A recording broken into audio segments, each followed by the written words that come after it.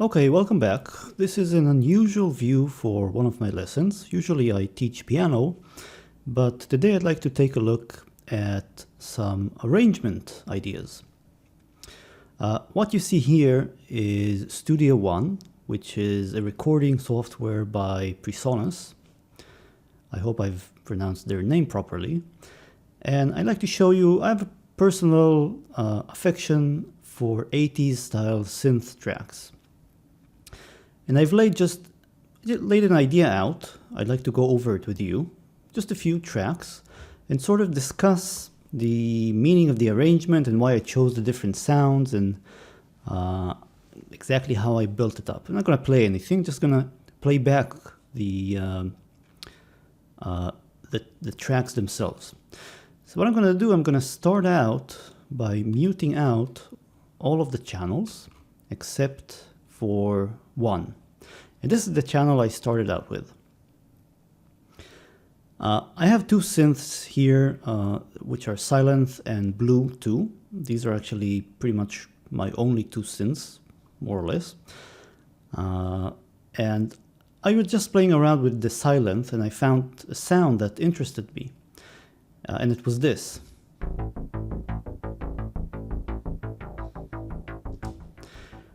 Now, I'll be completely honest, this is a preset. I do synthesis from time to time, but in this particular instance, I was just happy to find something that inspired me. And I started by laying down a bass track. So let me play out the bass track for you. I'm just going to hit play here. So I have the sort of intro here, which are 2 bars. And then if I just scroll forward a bit, then I have 8 repeating bars. They just go for infinity. It's just a small sketch of an idea.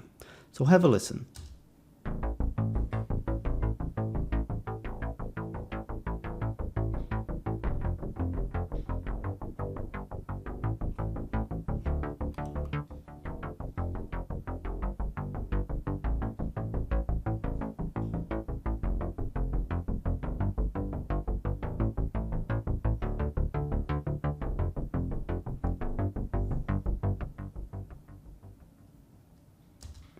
Okay, so what I'm really playing here are, the chords are F, G, A minor, D, and then F, G, A minor. Then again, F, D, A minor, D, and F, G, A minor. Of course, it's only the bass at this point. Now, once I had this sort of chord progression laid down, the next thing I did was add drums. And these come from Sample Tank 3. And let's have a listen. I was looking for sort of an 80s style sound here, so the drums had to be fairly monotone. Let's hear how they sound together.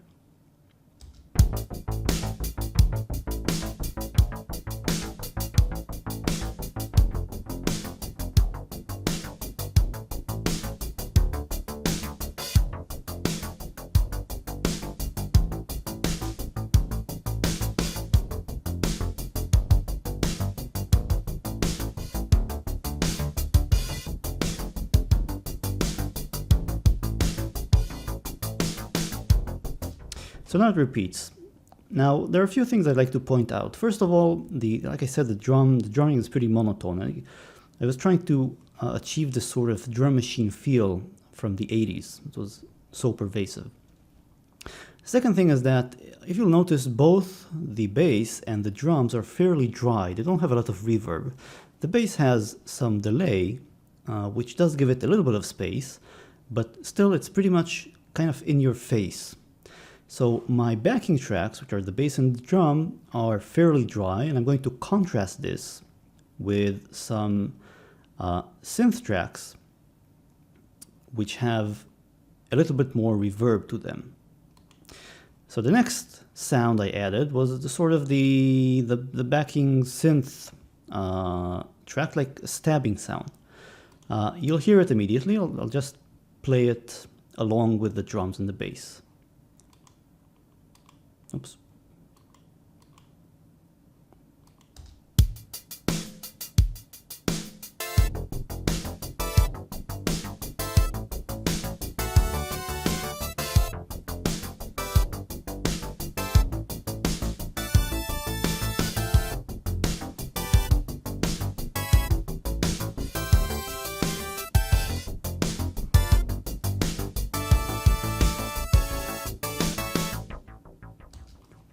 Okay, so I was just playing out the chords. So we have F, G, A minor, D, F, G, A minor, D. Now here's an F major 9, G major 9,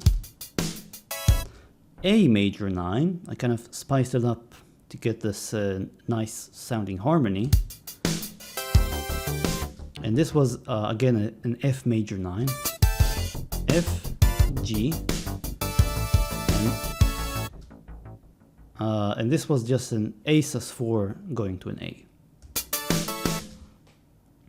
Again, everything is very dry, so I'm going to have to add some more depth to it. Now, to add a depth, what I did was simply double or layer this synth track with a very similar one. I'm going to mute this last synth track and show you the other one I added. So here's how it sounds.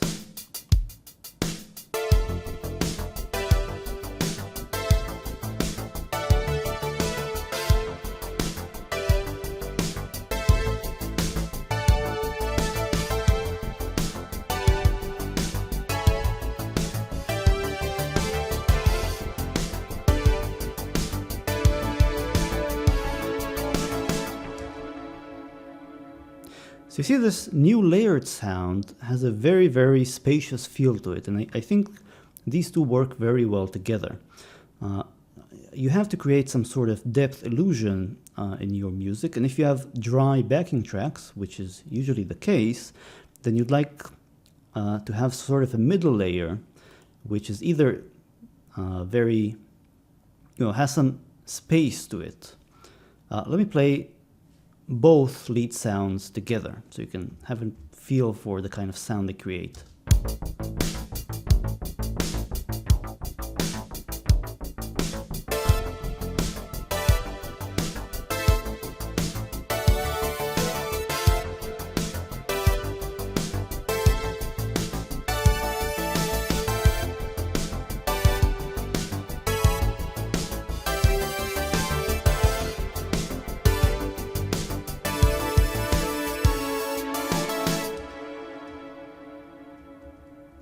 Okay, so now everything has a much more spacious feel, and it was very important to add this additional reverb.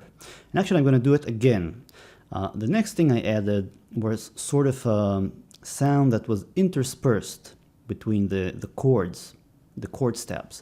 So you'll notice that the current sounds, see, it stabs, stabs and space, space, stab, space, stab, space, stab, space. So what you really want to do is sort of add something in the space in between. That's just good arranging sense. Like an answer, like a call and answer. Just like blues players do when you have a guitar playing a riff and then the second guitar player plays a reply riff. For the reply, I chose a very different sound, which was this.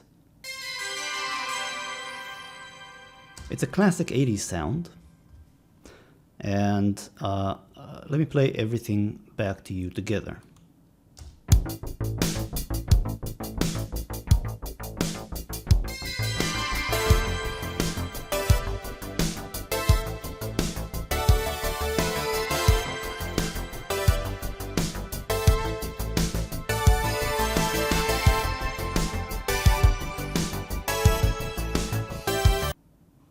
Nope.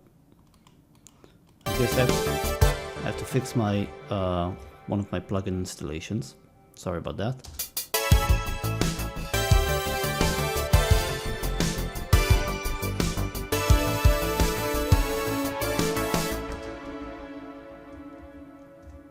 So now I have a lot of depth and space.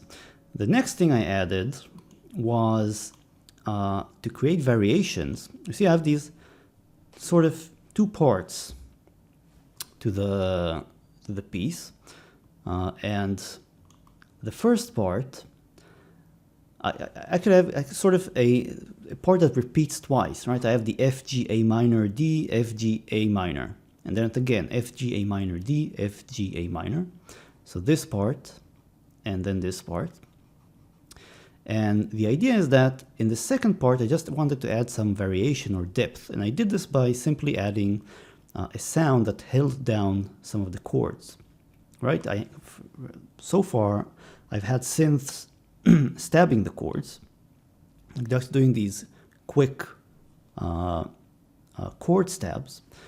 And now I actually wanted something that would sustain the chords, something that would give some contrast. And this is the sound I chose.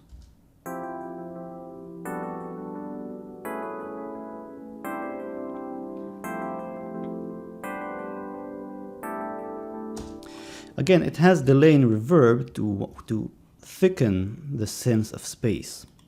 I have these very dry drums and dry bass and dry chord stabs for one of the tracks.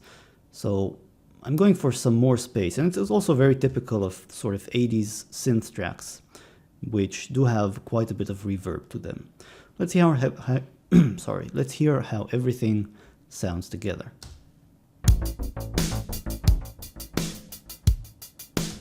Oh, wait.